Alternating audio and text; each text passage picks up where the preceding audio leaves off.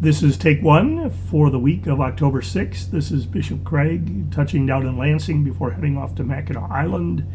Peace be with you. The three synods of Michigan are meeting on Mackinac Island Sunday, Monday, and Tuesday for our autumn leadership event. It's the rostered leaders, pastors, and deacons from the three synods. We're going to learn about Bonhoeffer, the World War II Lutheran pastor, and the implications of his ministry for our public ministry today. So we're looking forward to that.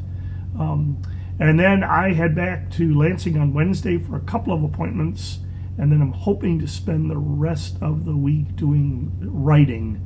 I've got a couple of projects that are overdue that I want to delve into. So that is my week. On Sunday the 13th, I will be in Three Rivers with Pastor James Smith, preaching at both the Lutheran and Episcopal congregations. So I'm looking forward to that. Pastor David Sprang will be in Acme at Feast of Victory for Consecration Sunday. And Pastor Roseanne Anderson will be at Hope in Rhodes, preaching as Pastor Roger Bauer is getting married. And so this gives him a Sunday to celebrate his marriage. So we congratulate Pastor Roger and Mrs. Bauer on their wedding.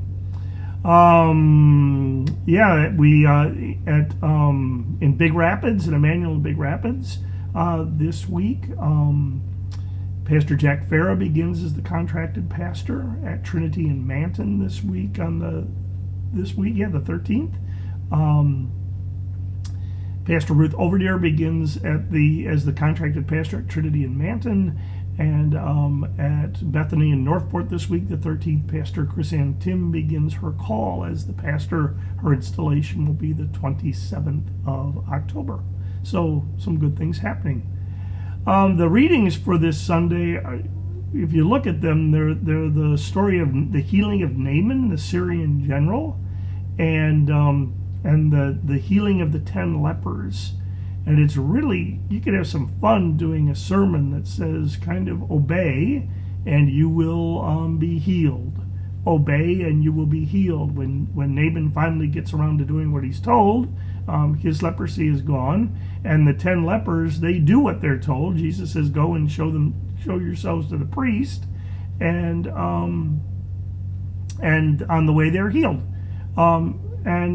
So there is some grace in obedience, that sometimes if we do what God commands us, what God invites us to do, if we do what God tells us to do, if we obey, there is some healing in that. 10 Commandments seem to be a good guide there. If we follow the 10 Commandments and obey them, trusting that they are what's best for us, life may be simpler. And yet the message to obey and you will be healed can get dangerous, because it can help us think that, or it can lead us to think that we're in control. If we can obey perfectly, everything will turn out right, and we will be secure and safe and be made well. And that doesn't always happen. And it doesn't happen, and Jesus seems to make that point that in the 10th leper, when Jesus comes, when the 10th leper comes back, the Samaritan, and falls down and praises God, and he's kneeling at Jesus' feet, and Jesus says, we're not 10 clean, where in the 9 was no one found to come back and praise God except this Samaritan, which I've always struggled with this reading, because the 10 did what Jesus told them to do. Go and show yourselves to the priest. But this one couldn't help himself, I think. He came back before showing himself to the priest, or maybe after, before getting on with life, to say thank you. And if you look at the Greek, Jesus says not only is he healed, but he's been made whole. So Jesus seems to be implying that to be made whole takes more than obedience. It also involves gratitude. Falling down at Jesus' feet, giving praise to God, thanking God, in the Greek comes out to the word Eucharista, Eucharist, worship. So to be made whole involves not only obedience, but also worship. And worship really does involve gratitude. And so the invitation, I think, in this reading is not so much to keep every detail of how well I'm obeying before me, but to be attentive to God's graciousness, God's healing, and cultivate a spirit of gratitude. The spirit of gratitude, then worship, I think, will lead us into obedience.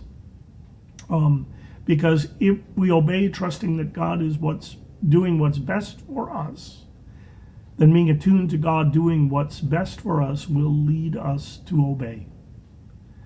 So the good news, I think, in all of this is we can trust God enough to obey Him, because God is always gracious to us. And there we can run back to Naaman and see his healing in the waters of the Jordan, and remember that we too have been plunged into the waters of baptism, and we have been healed and made whole. We've been joined to Christ's death and resurrection. We'll live with Him forever. We are heirs of God's promise, and with Christ's servants for the sake of the world. So it's early in the week. It's Sunday, and so my thoughts are still formulating. But great obedience is important, and being attentive to God's graciousness is perhaps more important. It moves us from being healed to being made whole. Let's take one. The peace of Christ be with you.